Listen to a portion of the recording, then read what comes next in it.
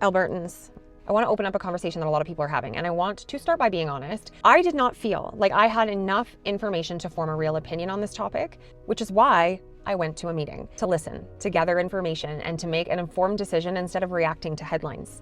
The topic of separatism is being discussed more than ever. And instead of shutting it down, I do think it deserves an honest discussion, and I want to hear your thoughts, not just if you're in Alberta, all over Canada. I am not here to convince anybody to separate from Canada. Yesterday, I attended a meeting in Calgary about Alberta's future, and I listened to the speeches, the questions, the concerns. What surprised me most was not what was said, but it was how many people showed up.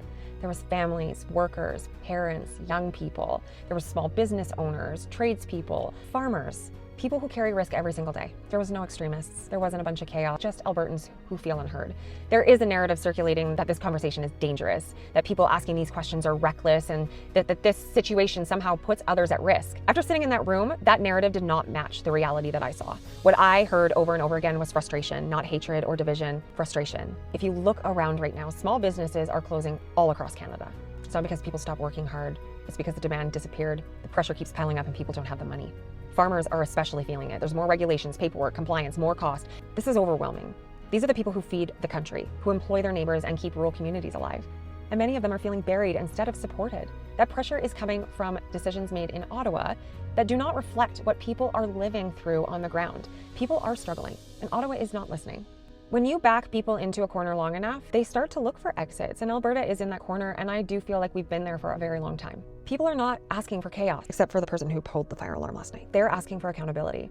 They're asking why corruption surfaces again and again with no consequences, why fraud scandals with our money come and go and nothing ever changes, why Western concerns are treated like noise instead of legitimate issues. There's something else that really stood out to me. A lot of people in that room don't want to leave Canada. They would probably love Canada to work, but they see the direction that things are going. They see the cost of living. They see the future being shaped for their children without their consent. And they're just asking if there is another path. It's not about becoming the 51st state, trust me. It's about the quality of life, having a voice, and deciding locally what kind of future we want to build. What is not democratic is shutting down the conversation by blocking it entirely. If there is enough support for this to go to a vote, participation matters. That is everybody's opportunity to be heard. And honestly, something that's been bothering me too is Quebec was allowed to debate their future. Quebec was allowed to vote. They were allowed to ask all of these questions that we are. Not everybody agreed with them, but that is how a democracy is supposed to work.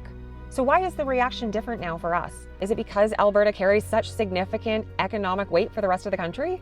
It's a double standard, and it explains why so many people feel dismissed instead of heard. If this conversation makes you uncomfortable, I would honestly just encourage you to do one thing. Go to a meeting, meet people, talk. Gather that same information that I did. Ask questions for yourself. Do not rely on the headlines. Do not rely on outrage clips. Do not assume that you understand something that you've never actually engaged with. After sitting in that room, one thing became very clear. This is not about division.